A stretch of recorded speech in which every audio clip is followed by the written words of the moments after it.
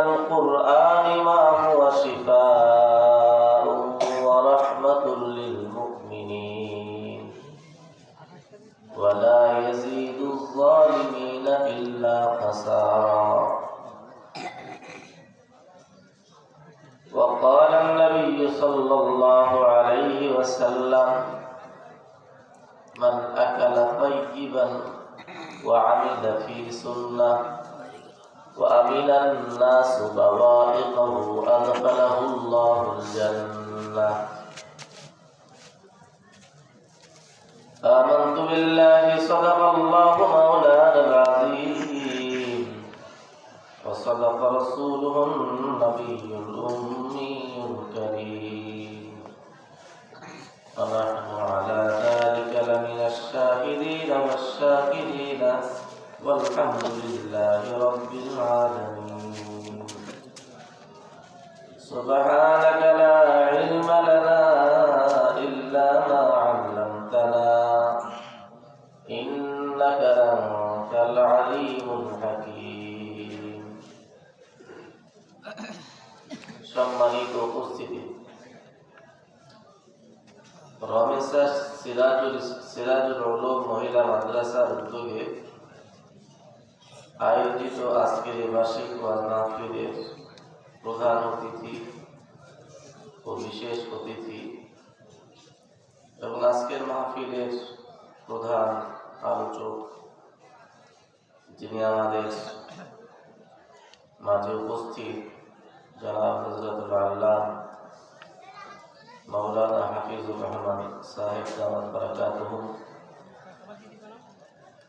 শিক্ষা সচিব যিনি চরকমলাপুর মাদ্রাসা, এবং আলোচনা করেছেন দীর্ঘ সময় জনাব হযরত মাওলানা মুফতি মুহাম্মদ জনাব হযরত মাওলানা মাহমুদ হাসান ফরিদপুরি সাহেব দামাত বারাকাতুহু।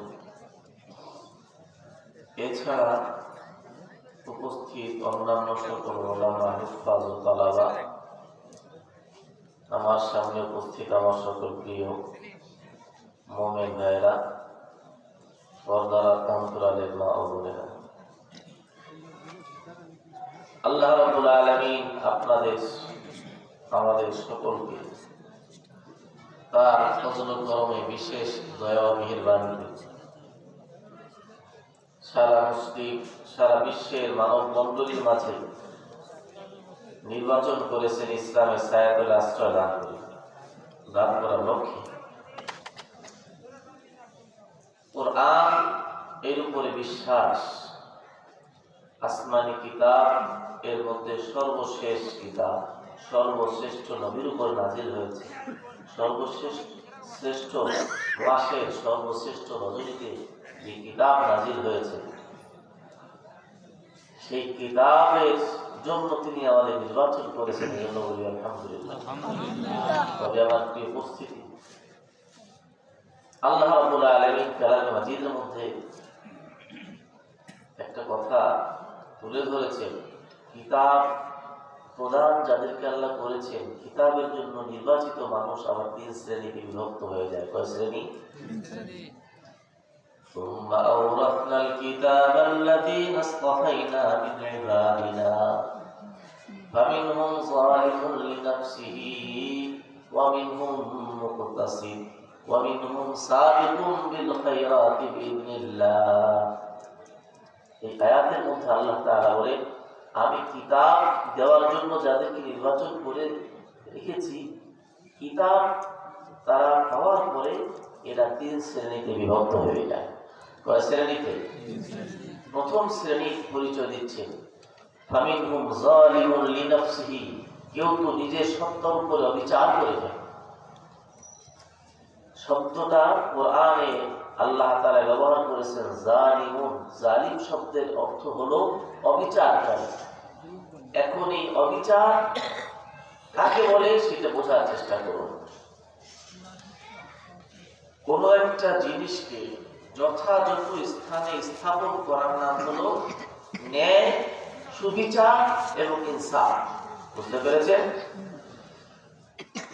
এইটাকে যদি সম্পূর্ণ ঘুরিয়ে দেওয়া হয়, অর্থাৎ অজায়গায় স্থাপন করা হয়, তার ভুল ব্যবহার হয়, ভুল ভাবে সেটাকে চালানো হয়, ভুল কর্মের উপরে যদি কোনোটাকে নিয়ে যাওয়া হয়, সেটা যেই ক্ষেত্রেই হোক, সেটা অবিচার, সেটা অন্যায়, সেটা অবিচার এবং সেটা কি অন্যায়।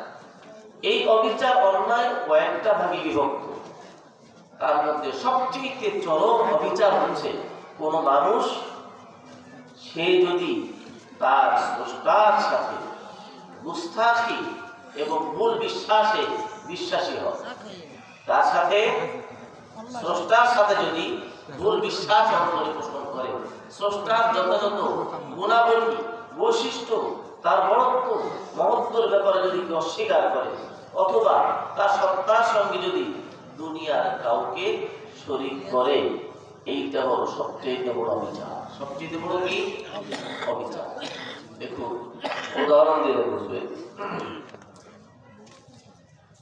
একটা ছেলে বাবা খুব অনুগত, বাবার খুব কি অনুগত, বাবা যা বলে সেই কথা অক্ষরে অক্ষরে মেনে চলে, এক বিন্দু বাবার কথাকে লঙ্ঘন করে অন্য পথে চলে না।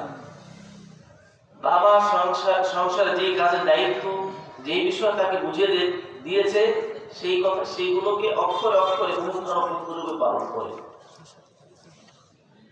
আর একটা ছেলে, সে কি করে, বাবা সকল কথা স্বাভাবিকভাবে পূর্ণ করে, স্বাভাবিকভাবে আদর্শ আদব সম্মান বা বাবার দেওয়া অ্যাডভাইস উপদেশ সব পালন করে আগের জনের মতোই।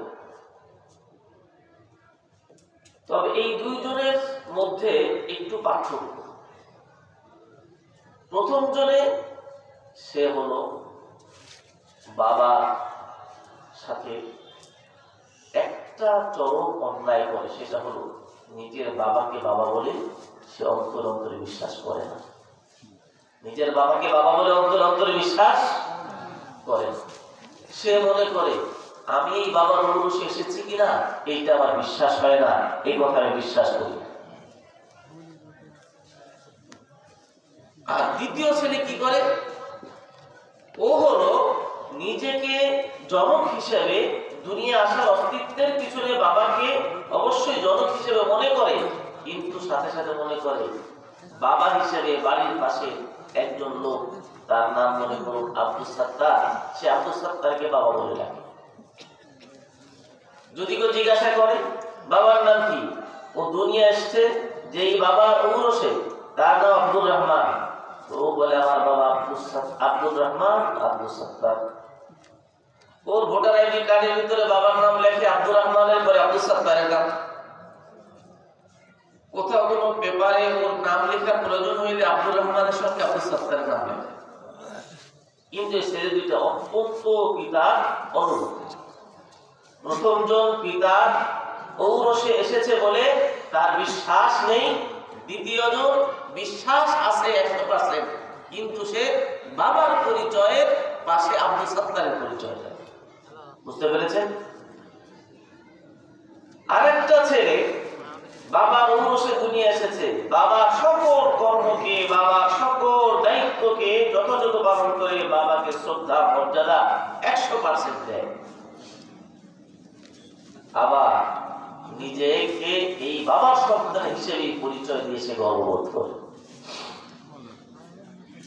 আরেকজন আছে, সে বাবা এর পরিচয় জন্মসূত্রে জনক হিসেবে তাকেই মানে, নিজেকে তার ঔরসে জন্ম হওয়া সন্তান মনে করে, বাবাকে শ্রদ্ধাও করে, কিন্তু বাবার সব হুকুম ঠিক মতো পালন করে না।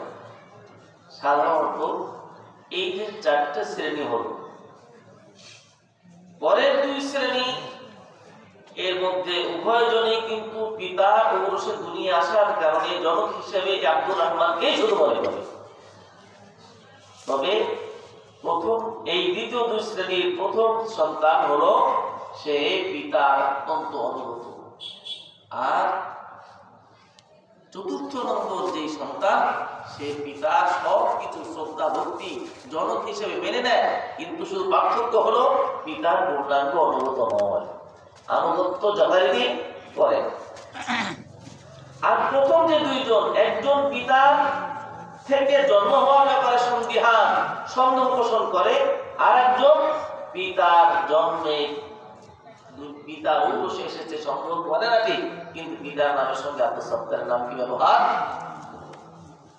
প্রথম যে দুইজন, এই দুইজন কিন্তু অত্যন্ত পিতার অনুগত, পিতা যা বলে অক্ষরে অক্ষরে মেনে দেয়, সবকিছু ঠিক আছে। কিন্তু একজন পিতাকে জনক হিসেবে মানতে সন্দিহান, আর একজনে পিতার সঙ্গে জন্মসূত্রে আর একজনকে যুক্ত করে বাবা হিসেবে এই পিতাকে, পিতার চেয়ারের জায়গায় আর একজনকে চেয়ার দিচ্ছে। এই দুইজনের সকল ন্যায় এবং সৎ আদর্শ এবং তাদের যে যত ধরনের পিতার প্রমাণ মেনে চলা, পিতার অনুগত হওয়া, এইগুলোর দাম পিতার কাছে কতখানি হবে? উত্তর দেন, পিতার কাছে কোনো দাম হবে? এই দুই সন্তানের শত আনুগত্য, শত পিতার হুকুম মতো চলা, শত শ্রদ্ধা ভক্তি দেখানো, এর কোনো কিছুই দাম পিতার কাছে। কারণ দুনিয়ায় আসা অস্তিত্ব কিন্তু প্রথম দুই সন্তানের অস্তিত্বের পিছনে এই পিতাই জনক। কে জনক? এখন বাবা বলবে, আমি তোদের জনক হিসেবে আমার ঔরসে দুনিয়া এলি, আর আমাকে একজন আমার স্বতন্ত্র চেয়ারে তুই আব্দুর রহমান, আমি বাবা আমার জায়গায় আব্দুল সত্তারকে বসাইনি। আরেকজন বলবে, আমার ঔরসে এলি, আমার ঔরসের ব্যাপারে তো তোর জন্ম সনদের ব্যাপারে তো সন্দেহ, তোদের কোন বিন্দু পরিমাণ সন্তানের যে পরিচয় দেওয়ার কোন প্রয়োজন। তোরা আমাকে চরম অবিচার করেছিস আমার উপরে। কি করেছিস? চরম অবিচার করেছিস আমার উপরে। অথচ এই আব্দুল সত্তার মানে এই যে সন্তান, মনে করুন আব্দুল্লাহ নাম, একজন আব্দুল্লাহ আর একজন আরেকটা নাম, এই দুই সন্তান দুনিয়া এসেছে পিতা হওয়ার ঔরসে, এবং এদের জীবনের পিছনে রন্ধ্রে রন্ধ্রে অবদান পিতা রয়েছে। কথা ঠিক কিনা?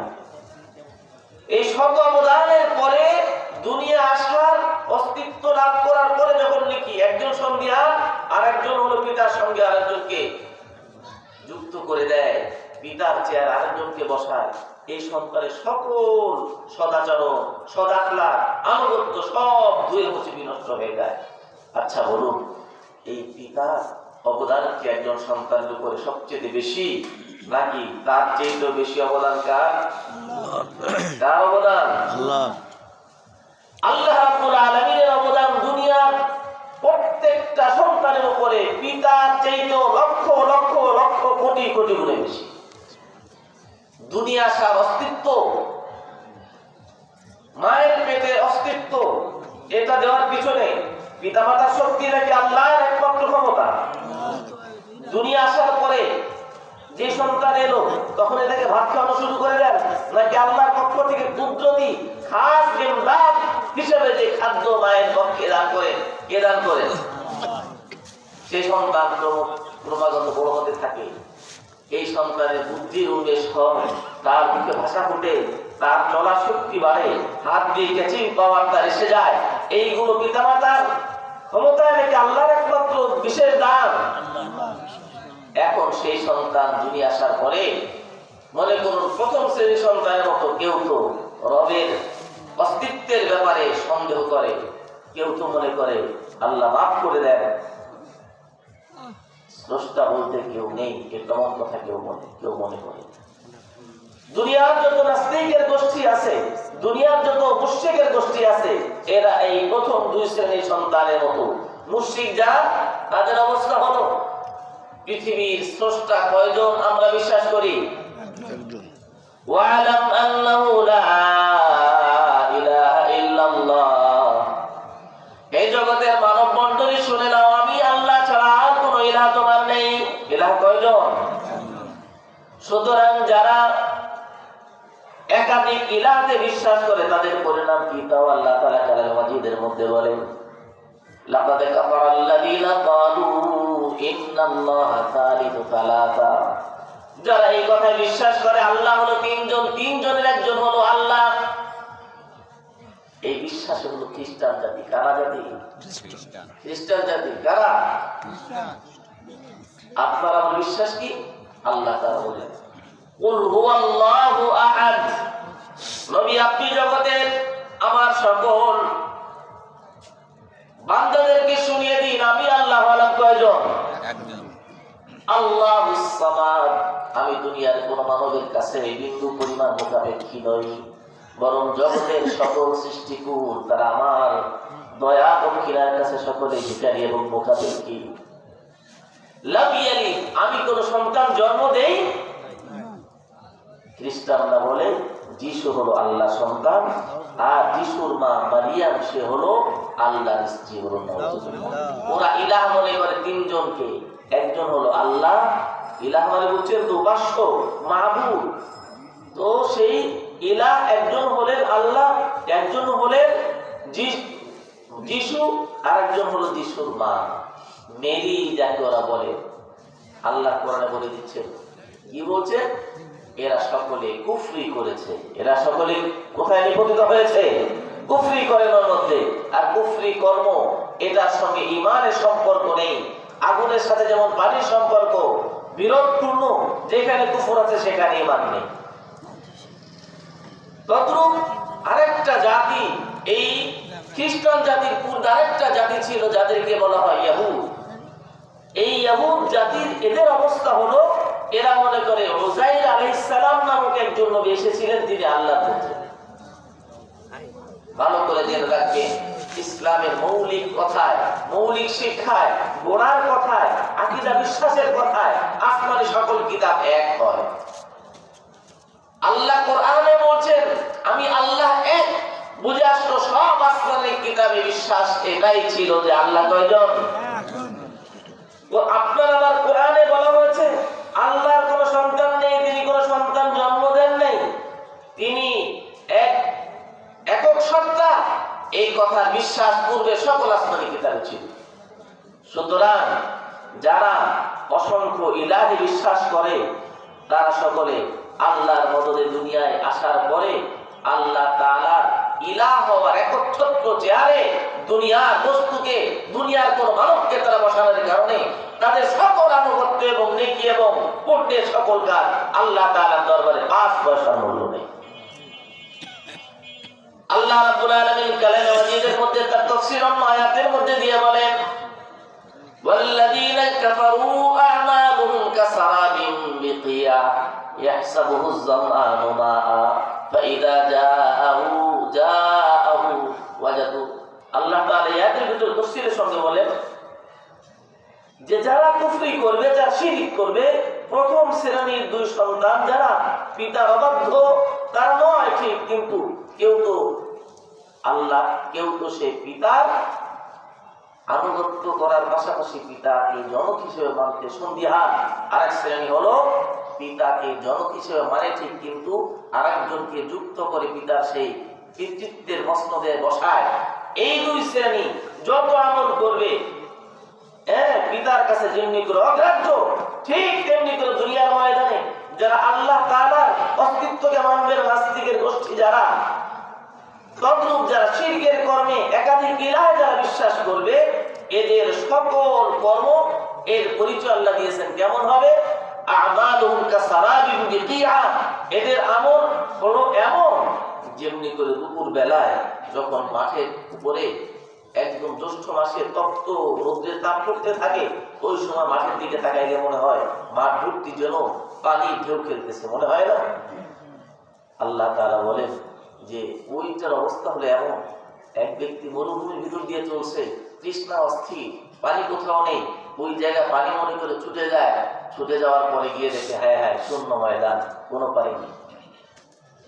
فإذا جاءه لم يجده شيئا ووجدوا الله عنده فوفاه حسابا। এই ব্যক্তি তৃষ্ণায় কাতর হয়ে ওইখানে পানি মনে করে ছুটে গেছে, যা দেখে শূন্য ময়দান, কোনো পানি নেই। এখন কথা হলো দৌড় দিয়ে পানির জন্য ছুটে যাওয়ার কারণে তৃষ্ণা আরো বেড়ে গেল, কষ্ট আরো তীব্রতর হয়ে গেল। এই ব্যক্তির যেমন অবস্থা, ঠিক ওই প্রথম দুই শ্রেণীর সন্তান যারা এই সন্তানের মতো যারা দুনিয়ার ময়দানে আল্লাহ তাআলার অস্তিত্বের ব্যাপারে যারা সন্দিহান থাকবে, তদ্রূপ আল্লাহ তাআলার অস্তিত্বের পাশাপাশি দুনিয়ায় অন্য কোন মাবুদকে যারা আল্লাহ তাআলা সেই ইলাহ হওয়ার মাসবাদে যারা বসাবে, একাধিক উপাস্যের বিশ্বাসে যারা বিশ্বাস করবে, আল্লাহ তাআলা বলেন এরা দুনিয়ার ময়দানে যত নেকির আমল করবে, আল্লাহ তাআলা বলেন মান ইউশরিক বিল্লাহ ফাকাদ হাবিতা আমালুহু, এরা দুনিয়ায় যত আনুগত্যের কাজ করবে, আল্লাহর সামনে নিজের দাসত্বের প্রকাশ হিসেবে যত কর্ম করবে, এই সব কর্ম আমি আল্লাহ তাআলার কাছে সব নস্যাৎ বলে গণ্য হয়ে যাবে। এবং এই লোকরা মনে করবে পরকালে যখন আমি আল্লাহর কাছে গিয়ে দাঁড়াবো, তখন আমার সারা জীবনের পুণ্যের কর্মগুলো সেখানে পেয়ে যাব। এরা সেই পরকালের পথে যখন যাত্রী হয়ে যাবে, এদের অবস্থা হবে সেই ময়দানে গিয়ে তার নেকির কর্মের কোনো কিছুই খুঁজে পাবে না। আল্লাহ তাআলা বলেন ওয়াজাদুল্লাহ ইনদাহু, সেখানে গিয়ে শুধুমাত্র পাপের কর্ম নিয়ে আমার সঙ্গে সাক্ষাৎ করবে। পাপের কর্ম নিয়ে আমার সঙ্গে সাক্ষাৎ করার সঙ্গে সঙ্গে পরিণাম হবে চূড়ান্তভাবে জাহান্নাম। এই দুই শ্রেণী যারা এই পাপের কর্মের মধ্যে লিপ্ত, এরা দুনিয়ার ময়দানে সবচেয়ে বড় বিচার করছে আল্লাহর সত্তার সঙ্গে। এই জন্য আল্লাহ তাআলা বলেন কিতাবের অনুসারী বানিয়েছি, কিতাবের আধিপত্য, কিতাবের ওয়ারিসত্ব দান করেছি, তারপরে কেউ শিরকের মধ্যে কেউ কুফরির মধ্যে। কিতাবের ওয়ারিসত্ব পৃথিবীর সকল মানুষকে আল্লাহ দিয়েছে। আপনারা সহজে বুঝুন, আপনার আমার নবী সাল্লাল্লাহু আলাইহি ওয়াসাল্লাম শুধু বাংলাদেশের নবী? হ্যাঁ, শুধু এশিয়া মহাদেশের নবী? শুধু মুসলমানদের নবী? আপনার আমার নবী সাল্লাল্লাহু আলাইহি ওয়াসাল্লাম তিনি সারা বিশ্বের সকল মানবের নবী। যদি তাই হয়, তাহলে এই কোরআন যার উপরে আল্লাহ নাযিল করেছেন, এই কোরআন কি শুধুমাত্র আমাদের বাংলাদেশের জন্য, না সৌদি আরবের জন্য, হ্যাঁ, নাকি শুধু মুসলিমদের জন্য? সারা বিশ্বের মানব মণ্ডলী সকলের জন্য, কিয়ামত পর্যন্ত আগত সকলের জন্য। ইন্নী রাসূলুল্লাহি ইলাইকুম জামিআ, তোমাদের সকলের জন্য একমাত্র সর্বশেষ নবী। এখানে আরেকটা কথা বলে দেই, যারা চরম অবিচার করেছে, আল্লাহ তাআলার সঙ্গে শিরক করার কারণে, কুফর করার কারণে, এই শ্রেণীর সঙ্গে যুক্ত আরেকটা শ্রেণী এসে গেছে, তারাও চরম অবিচারের মধ্যে, যারা আপনার আমার নবীর পরে আরেকজন নবী আসবে বলে, এসেছে বলে বিশ্বাস করে, তারাও কোরআনের ঘোষণা অনুসারে চূড়ান্ত কাফের। তারা কারা? যেই সম্প্রদায় মনে করে নবী সাল্লাল্লাহু আলাইহি ওয়াসাল্লামের পরে গোলাম আহমদ কাদিয়ানী নামক ব্যক্তিও নবী, এই কথা যারা বিশ্বাস করে, কোরআনের ঘোষণা অনুসারে তারা কাফের। তারা কি কাফের? কোরআনের আয়াত এবং অসংখ্য হাদিস সুস্পষ্ট প্রমাণ। কোরআনের মধ্যে আল্লাহ কি বলেন? মুহাম্মাদুর রাসূলুল্লাহ। এরপর কি আল্লাহ বলেন মা কানা মুহাম্মাদুন আবা আহাদিন মির রিজালিকুম, মা কানা মুহাম্মাদুন আবা আহাদিন মির রিজালিকুম ওয়ালাকিন রাসূলুল্লাহি ওয়া খাতামান নাবিয়্যিন। আমি আমার নবী মুহাম্মদ সাল্লাল্লাহু আলাইহি ওয়াসাল্লামকে বানিয়েছি নবীদের সর্বশেষ এবং নবুয়তের মসনদকে ইনটেক করে দিয়েছি, চূড়ান্ত করে দিয়েছি আসল হিসাবে, এবং তিনি উঠে যাওয়ার পরে এটাকে আবার গুটিয়ে এটাকে তুলে নিয়েছে আমার কাছে। হাদিসের মধ্যে আছে নবুয়ত এর জন্য যেই মসনদ ছিল দুনিয়ার ময়দানে আল্লাহ পাঠিয়েছিলেন, যখনই কোন নবী আসতেন সেই নবীরা বসতেন। আখিরুজ জামানার নবী মুহাম্মদ আরবি সাল্লাল্লাহু আলাইহি ওয়াসাল্লাম যখন দুনিয়া থেকে আল্লাহর কাছে চলে গেলেন, ওই চেয়ারটা আল্লাহ তাআলা নিজের কাছে তুলে নিয়ে চলে গেলেন। অর্থাৎ এই নবীর পরে আর যেহেতু কোনো নবী আসবেন না, তাই চেয়ার রাখার কোনো প্রয়োজন নাই। আল্লাহ বললেন খাতামুন নবিয়্যিন, নবীদের সর্বশেষ নবুয়তির আসনকে একেবারে চূড়ান্তভাবে বদ্ধ করে দেওয়া হয়েছে। কোরআন বলছে, আর এই কথা সুতরাং যদি কেউ বলে যে আরেকজন নবী আসবে আপনার আমার নবীর পরে, তাহলে কোরআনের বিপক্ষে গেল কি গেল না? কোরআনের বিপক্ষে যদি কেউ চলে যায়, তা সেই ব্যক্তি মুমিন থাকে না, কাফির হয়ে যায়। কি হয়ে যায়? এই জন্য এই কাদিয়ানী সম্প্রদায় যারা, তারা কোরআনের ঘোষণা মতে, এবং অনেক হাদিস রয়েছে এই বিষয়ে বিশুদ্ধ সনদে বর্ণিত, সেদিকে যাব না, সেই বিষয়গুলো একেবারে স্পষ্ট যে রাসূল সাল্লাল্লাহু আলাইহি ওয়াসাল্লামের পরনবী আসায় যারা বিশ্বাস করবে তারা কোরআন এবং সুন্নাহর চূড়ান্ত ঘোষণায় কাফির। এই শ্রেণীগুলো, এই যে শ্রেণী যাদের কথা বলা হলো, এদের সম্পর্কে আল্লাহ রাব্বুল আলামিন কোরআনে কারীমে প্রথম শ্রেণী সম্পর্কে বলেন, আলাইসা ফি জাহান্নামা মাতওয়াল লিল কাফিরিন, যারা আমাকে রব হিসেবে মানতে অস্বীকৃতি প্রকাশ করে, যারা আমার দ্বীনের কোনটাকে অস্বীকার করে, আমার নাজিল হওয়া কিতাবের কোনটাকে অস্বীকার করে, অকাট্য নাজিল হওয়া কোনো বিষয়কে যারা অস্বীকার করে, এরা কোরআনের ঘোষণা মতে এরা হলো কাফেরদের চূড়ান্ত ঠিকানা হলো জাহান্নাম। চূড়ান্ত ঠিকানা কোন জায়গায়? আর যারা আল্লাহ তাআলা সে একচ্ছত্র ইলাহ হওয়ার মাসনাদে দুনিয়ার কাউকে বসায়, তাদের পরিণাম কি? আল্লাহ তাআলা বলেন, মান ইউশরিক বিল্লাহ, যেই ব্যক্তি আল্লাহর সঙ্গে শিরিক করে, তারা যতই অনুগত হোক না কেন, ফাকাদ হারামাল্লাহু আলাইহিমুল জান্নাহ, আমি আল্লাহ তাদের জন্য জান্নাতকে হারাম করে দেই। জান্নাত হারাম হয়ে যাবে কোথায়? এই সকল শ্রেণী সম্পর্কে আল্লাহ বলেন, এরা রয়েছে চরম অবিচার করছে সত্তার ব্যাপারে, সত্তার নাজিল করা দ্বীনের ব্যাপারে এবং সত্তার নাজিল করা সেই কোরআনের ব্যাপারে। এই জন্য আল্লাহ তাআলা বলেন, লা তুশরিক বিল্লাহ, আল্লাহর সঙ্গে কাউকে শিরিক করো না। ইন্নাশ শিরকা লাযুলমুন আযীম, শিরিক হলো চরম অবিচার, চরম অন্যায়। শিরিক হলো কি? চরম অবিচার, চরম অন্যায়। কিন্তু শিরকের চাইতেও আরো যত অন্যায়, যত গুনাহ রয়েছে, যত পাপাচার রয়েছে, হারাম যত কর্ম রয়েছে, এইগুলো অন্যায়। তবে চতুর্থ নম্বর ছেলে যে সেও অন্যায় করে, তবে পিতাকে শ্রদ্ধা করে, পিতার পিতৃত্বকে যথারীতি মেনে নেয়, কিন্তু পিতার অর্ডার থেকে উদাসীন হয়ে গাফেল হয়ে সরে যায়। এই ছেলের উপরে পিতা রাক্ষস, কিন্তু এই যখনই ক্ষমা চায় পিতা সামনে সামনে মাফ করে দেয়, অনেক সময় এমনও মাফ করে। বুঝতে পেরেছেন না?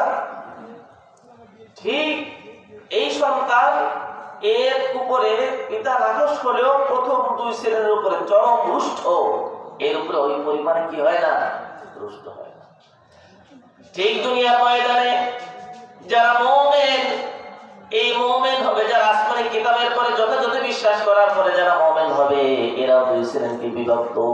এক শ্রেণী সম্পর্কে আল্লাহ বলেন, ওয়া মিনহুম মুকতাসিদ, এক শ্রেণী হলো মধ্যমপন্থী। মধ্যমপন্থী হলো আসমানি কিতাবের বিশ্বাসে যথারীতি বিশ্বাস করে এবং আসমানি কিতাবের বিধান অনুসারে চলে, কিন্তু নিজের জীবনে কখনো কখনো ভুল বিচ্যুতি হয়ে যায়, আল্লাহ তাআলার আনুগত্য থেকে তেমনি করে সরে যায় যেমনি করে পিতার অস্তিত্বকে মানে পিতার সম্মান করা সন্তানটা অবাধ্য কখনো কখনো হয়ে যায়। এই কারণে এই বেচারা এমন অবস্থা হয়ে যাওয়ার সাথে সাথে সে আল্লাহ তাআলার কাছে ক্ষমা শুরু করে দেয়, আল্লাহ তাআলার কাছে ক্রন্দন শুরু করে দেয়। পিতার হুকুম থেকে সরে যাওয়া সন্তানটা যেমনি করে লাইনচ্যুত যেন না হয়ে যায়, পিতা সব সময় চায় যে তুই ক্ষমা চা, তুই ভালো হয়ে যা, ঠিক তেমনি করে আল্লাহর অস্তিত্বে যারা একচ্ছত্র ইলাহ হিসেবে যারা বিশ্বাস করে, আল্লাহর কিতাবে বিশ্বাস করে, আল্লাহকে শ্রদ্ধা যথারীতি সম্মান মর্যাদা এবং আজমত করে, এই শ্রেণীর মানবগুলো যখন কোনো পাপাচারের মধ্যে ঢুকে যায়, আল্লাহ তাআলা তখন তাদেরকে ডাক দিয়ে বলেন, ওয়াত্তাকুল্লাহ ওয়াত্তাকুল্লাহাল্লাযী আনতুম বিহি মুমিনুন, তোমরা যেই রবকে একচ্ছত্র ইলাহ বলে মেনে নিয়েছো, যাকে তোমরা নিজের জীবনের সব কিছু যার সামনে ন্যস্ত করে দিয়েছো, তাকে ভয় করে চলো, তার হুকুম লঙ্ঘন করো না, বাধ্য হয়ে যাও না। আল্লাহ তাআলা তাদেরকে ডাক দিয়ে আরেক জায়গায় বলেন, ইস্তাগফিরু রাব্বাকুম ইন্নাহু কানা গাফফারা, তোমরা ক্ষমা চাও তোমার রবের কাছে। যেমনি করে পিতার পিতৃত্বকে যথারীতি মেনে নেয় একমাত্র জনক মনে করা সন্তান যখন লাইনচ্যুত হয়ে যায়, হয়ে যেতে চায়, ত্রুটি বিচ্যুতি করে, সামান্য অবজ্ঞতা প্রদর্শন করলে পিতা ডাক দিয়ে নসিহত করে, পিতা তাকে ফিরিয়ে আনতে চায়। ঠিক দুনিয়ার ময়দানে যারা শুধুমাত্র আল্লাহ তাআলার অস্তিত্বে বিশ্বাস করে, তার তাওহীদ ও রিসালাতে বিশ্বাস করে, তার একত্ববাদী বিশ্বাস করে, বান্দারা যখন কোনো গুনাহের দিকে চলে যায়, আল্লাহ তাদের ডাক দিয়ে বলেন, ইস্তাগফিরু রাব্বাকুম, তোমরা তোমাদের রবের কাছে ক্ষমা প্রার্থনা করো, ইন্নাহু কানা গাফফারা, ক্ষমা করে দিবেন তোমাকে দুনিয়ার জীবনে। অন্য জায়গায় আল্লাহ বলেন ইন্নাল্লাহা লা ইয়াগফিরু আন ইউশরাকা বিহি ওয়া ইয়াগফিরু মা দুনা যালিকা লিমান ইয়াশা। হায়রে, যদি শিরকের যে ছোট গুনাহকে দুনিয়া নিয়ে আখিরাতে চলে যায় আমার এই সকল বান্দারা, এদের অনেককে আমি আল্লাহ কিয়ামতের ময়দানে ক্ষমা করে দিব। সন্তানের মধ্যে তৃতীয় শ্রেণীর যে সন্তান, পিতাকে যথারীতি একক পিতাকে তার মসনদ শুরু দেয়, তাকেই শুধু জনক মনে করে, আর পিতার অবাধ্য কখনো হয় না, কখনো হয় না। এই শ্রেণীর সন্তান হল পিতার সর্বশ্রেষ্ঠ সন্তান। এরা কি পিতার সর্বশ্রেষ্ঠ সন্তান। এই সন্তানদের অবস্থা এমন হয়, আল্লাহু আকবার। রাসূল কারীম সাল্লাল্লাহু আলাইহি ওয়াসাল্লাম বলেন রিজাল রাব্বি ফি রিজাল ওয়ালিদ, যখন অনুগত সন্তান তার উপরে পিতামাতা যখন রাজি থাকে, এই সন্তানের উপরে আল্লাহ তাআলা সন্তুষ্ট হয়ে যান। শুধু তাই নয়, এই সন্তানের জন্য আল্লাহ রাসূল সাল্লাল্লাহু আলাইহি ওয়াসাল্লাম জান্নাতের রাস্তা সহজ হয়ে গেছে বলে ঘোষণা দিয়েছেন। নবী আলাইহিস সালাম বলেন হুমা জান্নাতুক, পিতামাতাকে সন্তুষ্ট করেছো, তারাই তোমার জন্য জান্নাত হয়ে গেছে। কি হয়ে গেছে? এই উদাহরণ দ্বারা যতটুকু বুঝলেন, দুনিয়ার ময়দানে যারা আল্লাহ তাআলার ইলাহ হওয়ার মসনদে তাকেই কেবলমাত্র একক হিসাবে একত্ববাদী বিশ্বাস করার সঙ্গে সঙ্গে আল্লাহ তাআলাকে সন্তুষ্ট রাখছে, এদের জীবনের গতিবিধি কেমন হয়? আল্লাহ তাআলা কালাম মাজিদের মধ্যে বলেন ওয়া আম্মা মান খাফা মাকামা রাব্বিহি, এই বান্দা আল্লাহর সামনে দাঁড় হওয়ার ভয় করে, জানে আমার জীবনের পাপাচার যা কিছু হবে প্রত্যেকটার উপরে জবাবদিহিতা আছে। হাতের দ্বারাও পাপের কর্ম করে না, চোখের দ্বারাও করে না, কর্মের দ্বারাও করে না, পা দ্বারাও করে না, অন্তর দ্বারাও করে না, কোনো পাপের কর্ম যখন করে না, ও খাফা মাকাম রাব্বিহি ওয়া নাহান নাফসা আনিল হাওয়া, সকল অন্যায়ের গাভী এই সব কিছুকে ছুঁড়ে ফেলে দেয় কার ভয়ে? আল্লাহ বলেন ফাইনাল জান্নাতা হিয়াল মাওয়া, তার ঠিকানা হলো জান্নাত। তার ঠিকানা কি? এই ময়দানে যারা সর্বাগ্রে চলে গিয়েছে এই উম্মতের মধ্যে, তারা হলেন আসহাবুন নবী সাল্লাল্লাহু আলাইহি ওয়াসাল্লাম। তারা হলেন কারা? রাসূল কারীম সাল্লাল্লাহু আলাইহি ওয়াসাল্লামের সাহাবীগণ। এদের কথা আল্লাহ বলেছেন, বিশেষ করে তারা এবং তাদের পথে যারা চলবে, তাদের পদাঙ্ক অনুসরণ করে যারা চলবে কিয়ামত পর্যন্ত, তাদেরকে আল্লাহ তাআলা বাধ্যগত, অনুগত, সঠিক বিশ্বাসী শ্রেষ্ঠ উম্মত বলে ঘোষণা করেছেন। আল্লাহ তাআলা বলেন ওয়ামিনহুম সাবিকুম বিল খায়রাতি বিইذنিল্লাহ। এই কোরআনের ওয়ারিসত্ব লাভ করার পরে, কেউ কোরআনকে আপন করে নিয়ে কোরআনের বিশ্বাসকে যথারীতি অন্তরে পোষণ করার পরে কোরআনের সব বিধান মেনে নেয়, মানে আল্লাহর সব বিধানকে যথারীতি পালন করে, এবং এই ময়দানে তারা সবার আগে আগে তারা চলে এবং সবার আগে আগে আল্লাহর দিকে তারা ছুটতে থাকে। আল্লাহ তাআলার দিকে জীবনের শেষ মুহূর্ত পর্যন্ত সব কিছুকে প্রাধান্য দেয়, সব কিছুর উপরে আল্লাহ তাআলার সন্তুষ্টি এবং আল্লাহর বিধানের উপরে অটল থাকাকে প্রাধান্য দেওয়ার কারণে এরা সর্বাগ্রে আল্লাহ তাআলা সেই জান্নাতে গিয়ে এরা পৌঁছে যাবে। এখন এই কোরআনের বিধান শুধু পুরুষের জন্য নাকি নারীর জন্য? ভালো করে উত্তর দিন। পুরুষের জন্য নাকি নারীর জন্য? সবার জন্য। জান্নাত থেকে জান্নাত পাওয়া যেমনি করে আপনার আমার দাবি, মেয়ে মণ্ডলীর মধ্যে, নারী মণ্ডলীর মধ্যে, এটাও তাদেরও দাবি আছে কি নাই? জান্নাত সকলেই পেতে হবে, জাহান্নাম থেকে সকলেরই কি বাঁচতে হবে। কিন্তু আজব বিষয় হলো, মেয়েদের জান্নাত পাওয়া পুরুষের চেয়ে অত্যন্ত সহজ ছিল। অত্যন্ত কি সহজ। পুরুষরা এমন এমন জগতে তাদের বিচরণ করতে হয়, কার্যক্ষেত্রে সকল জায়গায় তাদের উপার্জন করতে, আচার আচরণ করতে, এই সকল জায়গায় আল্লাহর বিধান অনেক সময় লঙ্ঘন হয়ে যায়। কিন্তু সেই সকল জায়গা থেকে আল্লাহ নারীদেরকে আলাদা করে দিয়েছেন। নারীদের জান্নাত পাওয়া বড় সহজ করে দিয়েছেন নবী আলাইহিস সালাম। একটা হাদিসে বর্ণিত হয়েছে আল মারআতু ইদা সাল্লাত খামসা, মেয়েরা যখন চারটা কাজ করবে, কয়টা? চারটা কাজ। যখন 5 ওয়াক্ত নামাজ পড়বে, ঈমান তো প্রথমে আনতে হবে, আল্লাহর একত্ববাদে সঠিক বিশ্বাস করতে হবে। শিরকে বিশ্বাস করা যাবে না, আল্লাহ ভিন্ন অন্য কারণে মান্যত করা যাবে না। এটা আবার মেয়েরা বেশি করে, বুঝাচ্ছে? মাজারে দরগায় বিভিন্ন জায়গায় মান্যত করে। মান্যত একমাত্র কার নামে? হ্যাঁ, মান্যত ইবাদত। ইবাদত কার নামে হবে? আল্লাহ ভিন্ন অন্য কোনো কারণে নামে যদি মান্যত করা হয়, সেইটাও কিন্তু শিরকের একটা অংশ, ঈমান বিনষ্ট হয়ে যায়। খাঁটি ঈমান আনার পরে মেয়েরা যদি চারটা কাজ করে, নবী আলাইহিস সালাম বলেন সেই মেয়েকে বলা হবে ফালতাদখুল মিন আই আবওয়াবিল জান্নাতি শাআত, তুমি জান্নাতের যেই গেট দিয়ে ইচ্ছা সেটা দিয়ে প্রবেশ করতে পারো। এক নম্বর হলো সালাত খামসা, ৫ ওয়াক্ত নামাজ পড়তে হবে। ২ নম্বর হলো সামাত শাহরাহা, রমজান মাসে যথারীতি মাসআলা অনুসারে নবী আলাইহিস সালামের সুন্নাহ অনুসারে রোজা রাখতে হবে। ৩ নম্বর হলো আহসানাত ফারজাহা, নিজের সতীত্বকে রক্ষা করতে হবে। ৪ নম্বর হলো আতাআত বালাহা, স্বামীর আনুগত্য করতে হবে। কি করতে হবে? এখন এই ৪টা কাজ যদি করে, মেয়ে মানুষটাকে বলা হবে তুমি জান্নাতের যেই গেট দিয়ে ইচ্ছা প্রবেশ করো। কিন্তু পরিতাপের বিষয় হলো এই ৪টা বিষয়ের মধ্যে মেয়েদের বুঝ এবং আমলের মধ্যে কতটা ধস নামছে একটু খেয়াল করে শোনো। নামাজের ব্যাপারে আমাদের এই মায়েরা, এই মেয়ে মহল অত্যন্ত গাফিল। পুরুষরা তো মাশাআল্লাহ জামাতের সঙ্গে মসজিদে ৫ ওয়াক্ত নামাজ পড়ে, আর মেয়েরা নামাজ ঘরে পড়ে শেষ ওয়াক্তে, একদম ওয়াক্তের শেষ বর্ডারে নিয়ে। কথা ঠিক কিনা? কাজকর্ম ঠেলে সবার কাজ শেষ হবে যখন তাদের, তখন গিয়ে নামাজ পড়তে যায়। এবং নামাজ পড়বে, খুব দ্রুত নামাজ পড়ে, খুব দ্রুত পড়ে। তা আবার অধিকাংশরা বসে বসে পড়ে। কেমনে পড়ে?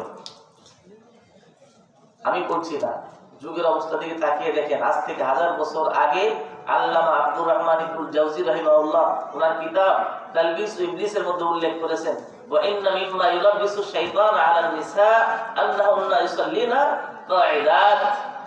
শয়তানের প্ররোচনার কারণে নারীদের উপরে যে সমস্যাটা হয় সবচেয়ে বেশি, সেটা হলো তারা বসে বসে নামাজ পড়ে।